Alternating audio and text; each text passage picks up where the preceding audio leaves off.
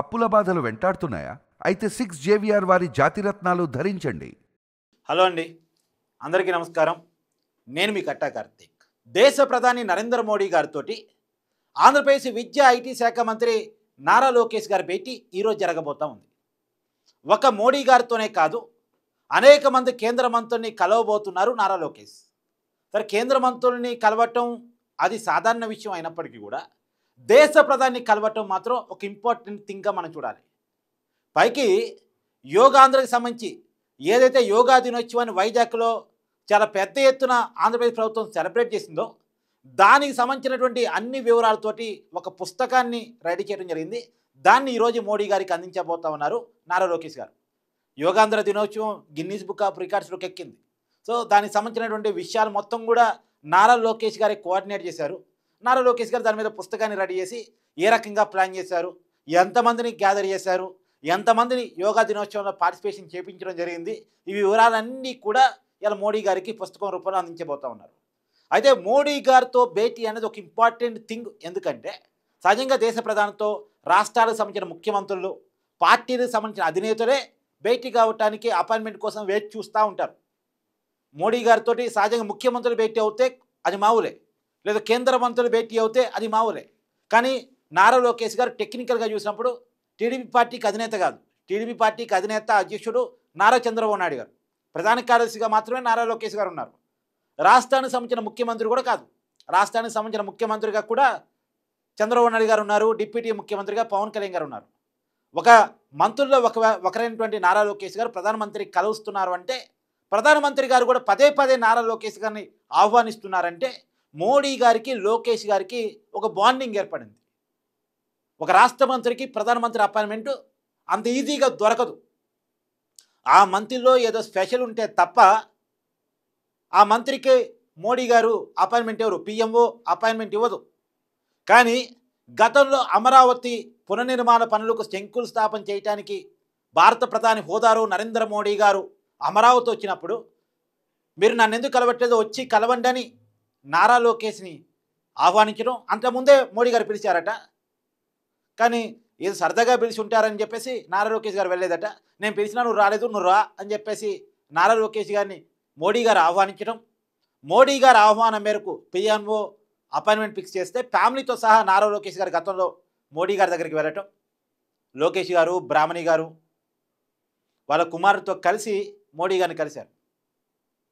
కలిస్తే దాదాపు 20 నిమిషాలు అనుకున్న భేటీ, అంటే ప్రధానమంత్రి గారితో ఎవరు ఎంతసేపు భేటీ కావాలో కూడా 10 నిమిషం క్యాలిక్యులేట్ అవుతుంది. 20 నిమిషాల భేటీ కాస్త గంటకు పైగా, గంటన్నర వరకు వాళ్ళ భేటీ కొనసాగింది. అంటే మామూలుగా మళ్ళీ ప్రధానమంత్రి గారు ప్రైవేట్ టైంలో టైం ఇచ్చారు. టైం ఇవ్వటం మాత్రమే కాదు, కలిసి డిన్నర్ కూడా చేశారు లోకేష్ గారి కుటుంబంతో కలిసి. రాజకీయాలు మాట్లాడారు, యోగక్షేమాలు అడిగి తెలుసుకున్నారు, లోకేష్ గారి విజన్ని అడిగి తెలుసుకున్నారు. లోకేష్ గారి విజన్ మోడీ గారికి నచ్చింది కాబట్టే అంత టైం ఇచ్చారు. మామూలుగా ప్రధానమంత్రి గారు చాలా బిజీగా ఉంటారు. ప్రపంచానికి సంబంధించినటువంటి అన్ని ఇష్యూస్, దేశం ఇతర దేశాలతో ఉండే సంబంధాలు, దేశంలో ఉన్నటువంటి పరిస్థితులు, ఇలా రకరకాల పనుల్లో ప్రధానమంత్రి గారి 10 నిమిషం చాలా ఇంపార్టెంట్. కానీ నారా లోకేష్ గారికి అంత టైం కేటాయించడం జరిగింది. ప్రధానమంత్రి నరేంద్ర మోడీ గారు 2014లో ప్రధానమంత్రి అయిన తర్వాత అంత ఎక్కువ సమయం ఏ ముఖ్యమంత్రికి ఇవ్వలేదు, ప్రైవేట్ టైంలో ఏ కేంద్ర మంత్రికి ఇవ్వలేదు. కానీ నారా లోకేష్ గారికి ఇచ్చారు. ఆయన చంద్రబాబు నాయుడు గారికి కూడా అనఫిషియల్గా అంత టైం ఇవ్వలే. సరే, అఫీషియల్ మీటింగ్లో అధికారులతో కలిసి పాల్గొంటే ఓకే, కానీ అధికారులతో కలిసి పాల్గొన్నంత సమయం కంటే కూడా ఎక్కువ లోకేష్ గారి కుటుంబానికి టైం ఇచ్చారు మోడీ గారు. అంటే నారా లోకేష్ గారిలో ఒక విజనరీని మోడీ గారు చూస్తున్నారా? లేదా చంద్రబాబు నాయుడు గారు 4వ ముఖ్యమంత్రి ఆంధ్రప్రదేశ్కి, ఉమ్మడి రాష్ట్రానికి 2 సార్లు పనిచేశారు, విభజిత రాష్ట్రానికి 2 సార్లు పనిచేశారు. ఇవాళ ఎన్డీఏని నిలబెడుతుంది టీడీపీ ఎంపీలు. ఆ టీడీపీ పార్టీకి అధినేత చంద్రబాబు నాయుడు గారు. ఒకప్పుడు ఎన్డీఏకి కన్వీనర్గా ఉన్నారు చంద్రబాబు నాయుడు గారు, గుజరాత్ ముఖ్యమంత్రిగా నరేంద్ర మోడీ గారు ఉన్నప్పుడు, వాజ్పేయి గారు ప్రధానిగా ఉన్నప్పుడు. అంత సుదీర్ఘ అనుభవం ఉంది. ఆయన ముఖ్యమంత్రిగా ప్రమాణ స్వీకారం చేసి ఇప్పటికి 30 సంవత్సరాలు, అంటే 30 ఇయర్స్గా కీ రోల్లో ఉన్నారు చంద్రబాబు నాయుడు గారు.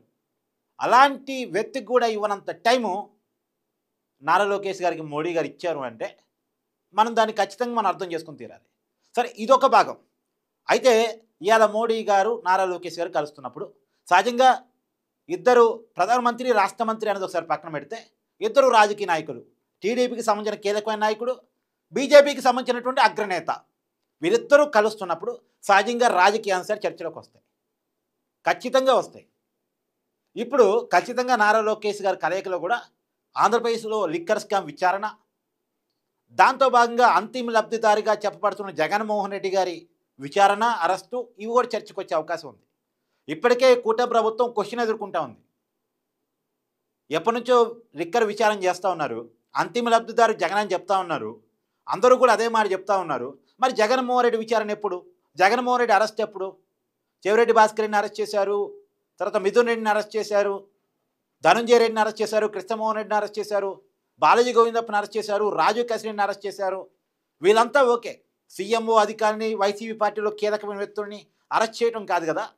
అసలు జగన్మోహన్ రెడ్డిని ఎప్పుడు విచారిస్తున్నారు, జగన్మోహన్ రెడ్డిని ఎప్పుడు అదుపులో తీసుకుంటున్నారు అనేది ఒక క్వశ్చన్ సోషల్ మీడియా నుంచి, డిజిటల్ మీడియా నుంచి కూటమి ప్రభుత్వం ఎదుర్కొంటా ఉంది. ఎందుకంటే కూటమి ప్రభుత్వం ఎస్టాబ్లిష్ చేసింది, సిట్ అధికారులు ఎస్టాబ్లిష్ చేశారు, 2 ఛార్జ్ షీట్లో కూడా అంతిమ లబ్ధిదారు ఉన్నాడు అనేది ఎస్టాబ్లిష్ చేశారు. చివరికి ఆ రోజు ఎక్సైజ్ శాఖ మంత్రి, ఆంధ్రప్రదేశ్ డిప్యూటీ సీఎం నారాయణ స్వామిని కూడా విచారించి అతను కూడా చెప్పింది ఏంటంటే అంతా పైవాడు. ఎవరు డిప్యూటీ సీఎం మీద పైవాడు ఎవరు? ఎక్సైజ్ శాఖ మంత్రి మీద పైవాడు ఎవరు? క్యాబినెట్కి బాస్ ఎవరు? ఆనాటి సీఎం జగన్మోహన్ రెడ్డి గారు. సో అంతిమంగా అందరూ జగన్మోహన్ రెడ్డి గారి వైపు వేలు చూపిస్తుంటే మరి ఆ జగన్మోహన్ రెడ్డి గారిని అదుపులో తీసుకోరే, జగన్మోహన్ రెడ్డి గారిని విచారించరే అనేటువంటి క్వశ్చన్ కూటమి ప్రభుత్వానికి ఎదురవుతుంది. మరి దీనికి సమాధానం చెప్పాలిగా. అయితే ఇక్కడే లోసుకుంది. సమాధానం చెప్పాలి అంటే జగన్మోహన్ రెడ్డి గారిని విచారిస్తే వచ్చేటువంటి రాజకీయ ఇబ్బందుల్ని కూటమి ప్రభుత్వం మొత్తం ఫేస్ చేయాలి, కూటమిలో ఉన్న పార్టీలన్నీ ఫేస్ చేయాలి. కూటమి అంటే టీడీపీ ఒకటే కాదు కదా, టీడీపీ ఒక బిగ్ పార్టీ అయితే కావచ్చు, టీడీపీ, జనసేన, బీజేపీ. కాబట్టి ఈ 3 పార్టీలు ఒక కంబైన్డ్గా ఒక డెసిషన్ తీసుకోవాలి జగన్మోహన్ రెడ్డి విచారణ, అరెస్ట్ విషయంలో. సరే, టీడీపీ అంటే అధినేత చంద్రబాబు నాయుడు, ఆయన తీసుకోవచ్చు, వీళ్ళకి జగన్ ప్రధాన శత్రువుగా ఉంటారు. తర్వాత పవన్ కళ్యాణ్, జనసేన అధినేత, ఆంధ్రప్రదేశ్ డిప్యూటీ సీఎం, ఆయన ఓకే చెప్పవచ్చు, ఎందుకంటే పవన్ కళ్యాణ్ కూడా జగన్ ప్రధాన శత్రువు. కానీ పైన బీజేపీ అంటే ఎవరు?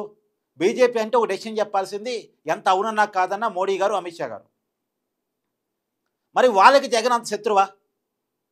జగన్ విషయంలో వాళ్ళు కొంత గతంలో అనేక కేసుల విషయంలో వాళ్ళు కొంత స్వాంతం కల్పిస్తున్నారు, వాళ్ళ అండదండ వల్లే జగన్మోహన్ రెడ్డి సేవ్ అయ్యాడు.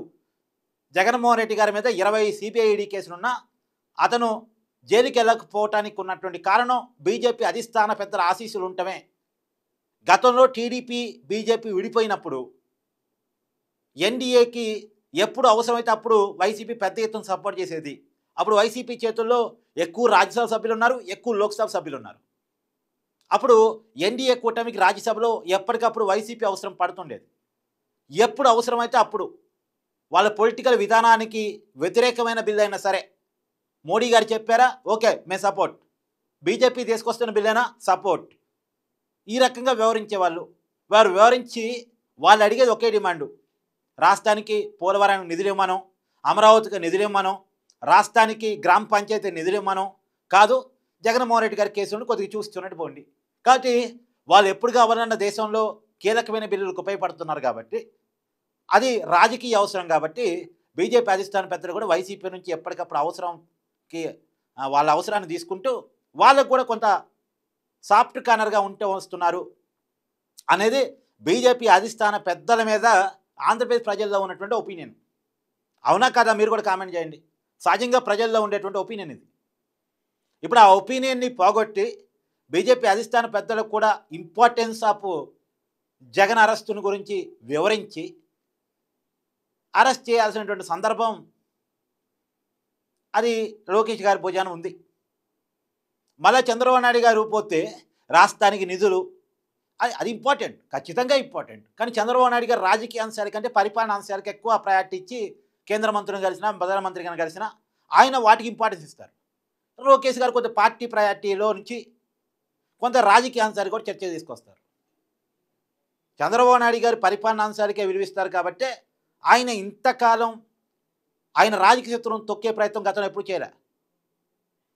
అలా తొక్కే ప్రయత్నం చేయలేదు కాబట్టే అవతల రాజకీయ శత్రువులు ఎప్పుడు బలంగానే ఉంటారు. ఆయన బలంగా ఉండాలని, వాళ్ళు విమర్శించాలని, దాన్ని రాజకీయంగా ఎదుర్కోవాలని చంద్రబాబు నాయుడు గారు చూస్తారు. కానీ మారిన పరిస్థితులు, అందులో ఇప్పుడు ఆంధ్రప్రదేశ్ ప్రజల్లో ఉంది ఏంటంటే, జగన్మోహన్ రెడ్డి గారు నిజంగా అంత అవినీతి చేస్తుంటే ఆయన ఎందుకు అదుపులో తీసుకోరు, ఆయన ఎందుకు అరెస్ట్ చేయరు, ఎన్నాళ్ళు ఆరోపణలు చేస్తారు? కూటమి ప్రభుత్వం అధికారంలోకి వచ్చి కూడా 15 నెలలు దాటింది కదా, ఇంకా ఆరోపణలు చేస్తే అట్ట, అదుపులో తీసుకోవాలి కదా అనేటువంటి చర్చ ప్రజల్లో ఉంది. కాకపోతే తొందరపడవద్దు. ఆయన అరెస్ట్ చేయాలంటే వాస్తవానికి ముఖ్యమంత్రిగా జగన్మోహన్ రెడ్డి గారు ఉన్నప్పుడు ఆయన చేతికి మంటాడకుండా ఆయన నోటి మాటగా చెప్పి చేయించినటువంటి స్కామ్లు చాలా ఉన్నాయి. ఒక స్థాయిలో ఉన్నోళ్ళు వాళ్ళు చెప్తారు, వాళ్ళు చేయరు, డైరెక్ట్గా ఏమి ఏలు పెట్టరు. కాబట్టి అతని పాత్రను దాల్చడం కొద్దిగా టైట్ అవుద్ది, కొద్దిగా కష్టం అవుద్ది. రెండోది, జగన్మోహన్ రెడ్డిని విచారించిన తర్వాత, అదుపులో తీసుకున్న తర్వాత జగన్మోహన్ రెడ్డి నేరాన్ని తేల్చలేకపోతే అది జగన్కి సానుభూతిగా మారింది. ఎలాగైతే వైసీపీ అధికారం ఉన్నప్పుడు చంద్రబాబుని అరెస్ట్ చేసి నేరాన్ని తేల్చడంలో, తప్పును ప్రూవ్ చేయడంలో పొరపాటు జరగటం వల్ల వైసీపీ బదనామయ్యి చంద్రబాబు నాయుడు గారి సింపతి వచ్చిందో, రేపు జగన్మోహన్ రెడ్డి గారిని అరెస్ట్ చేసి జగన్మోహన్ రెడ్డి గారు చేసిన తప్పుని సరిగా ప్రూవ్ చేయలేకపోతే, సరిగా ఎస్టాబ్లిష్ చేయలేకపోతే, కోర్టుకి సాక్ష్యాలు చూపించడంలో ఫెయిల్ అయితే అదే రకమైన ఇబ్బంది కూటమికి వస్తుంది. మళ్ళీ జగన్ స్టార్ట్ చేస్తాడు, చూసారు అక్రమ కేసులు పెట్టారు నా మీదని. ఎందుకంటే నేరాన్ని తెలుసుకోవటం వేరు, నేరాన్ని దానికి సంబంధించినటువంటి ఆధారాలు సేకరించడం వేరు, ఆ సేకరించిన ఆధారాన్ని ప్రూవ్ చేయగలగటం వేరు. ఎందుకంటే జగన్మోహన్ రెడ్డి గారు కూడా టెక్నికల్గా ఎలా తప్పించుకోవచ్చో బాగా నేర్పరి. కేసు నుంచి ఎలా తప్పించుకోవచ్చు, అసలు నేరం చేసేటప్పుడే ఈ నేరాన్ని ప్రభుత్వం మారితే ఏ రకంగా ఎంక్వైరీ చేస్తారు, ఆధారాలు ఏ రకంగా ఎంక్వైరీ చేస్తారు, సేకరిస్తారు, ఇవన్నీ తెలిసే నేను దొరకకుండా ఎలా చేయాలని ప్లాన్డ్గా చేసి నేరాలు కదా. ఒకవేళ ఆ నేరాలే నిజమైతే జగన్మోహన్ రెడ్డి గారు కొన్ని టెక్నికల్గా అందరి ఐఏఎస్లు ఐపీఎస్లు సలహాలు తీసుకొని, ఎందుకంటే ఆయన స్థాయి సీఎం కదా ఆ రోజుల్లో, ఆయన చుట్టూ ఒక పెద్ద కోటరీ వ్యవస్థ ఉంది కదా, హై ఎడ్యుకేటెడ్ కోటరీ వ్యవస్థ ఉంది కదా. రేపొద్దున ప్రభుత్వం మారినా సరే జగన్మోహన్ రెడ్డి గారు చిక్కకుండా ఎలా చేయాలి అనేది ఒక ఆలోచనతో, ఒక ప్లాన్ తోటి చేసినటువంటి కుంభకోణాలు కదా. మరి వాటన్నిటినీ జగన్మోహన్ రెడ్డి గారి పాత్ర తేల్చాలంటే ఈ సిట్ అధికారులు కొద్దిగా ఇబ్బందే. అందుకనే జగన్మోహన్ రెడ్డి గారి అరెస్ట్ విషయంలో లేట్ అవుతుంది. అందులోనూ జగన్మోహన్ రెడ్డి గారి అరెస్ట్ ఇంపార్టెన్స్ని, జగన్మోహన్ రెడ్డి గారు ఎదుర్కొంటున్న నేరాల అభియోగాలకు సంబంధించినటువంటి ఆధారాలని బీజేపీ అధిష్టాన పెద్దల ముందు చూపించి ఒప్పించాల్సిన బాధ్యత కూడా అది లోకేష్ గారి భుజాన మీద ఉంటుంది. కాబట్టి ఇవన్నీ చర్చకు వచ్చే అవకాశం ఉండొచ్చు అనేటువంటిది మొదట నడుస్తుంది. కానీ ఒక్క విషయం మాత్రం చాలా క్లియర్. మామూలుగా మోడీ గారు పవన్ కళ్యాణ్ ఎక్కువ లైక్ చేస్తూ ఉంటారు. ఎందుకంటే పవన్ కళ్యాణ్ గారు ఆ రోజు తీసుకున్న డెసిషన్ ఏదైతే ఉందో, టీడీపీతో పొత్తు ప్రకటించి టీడీపీని బీజేపీని కలపటానికి తీవ్రమైన ప్రయత్నం చేసి విడిపోయినటువంటి చాలా పెద్ద అగాధం వచ్చినటువంటి టీడీపీని బీజేపీని కలపటం వల్ల ఆంధ్రప్రదేశ్లో ఎక్కువ ఎంపీలు కూటమికి వచ్చాయి. కూటమికి ఎక్కువ ఎంపీలు రావటం వల్ల దేశంలో ఎన్డీఏ గవర్నమెంట్ ఏర్పడింది. సో మోడీ గారు మూడోసారి ప్రధానమంత్రి కాగలిగారు. వాళ్ళకి నితీష్ కుమార్ నమ్మకమైన మిత్రుడు కాదు, ఎప్పుడు ఇటు ఉంటాడో ఎప్పుడు అటు ఉంటాడో తెలియదు. కాబట్టి ఈ కూటమి నమ్మకమైన మిత్రుడు, టీడీపీ లాంగ్ రన్ ఫ్రెండ్.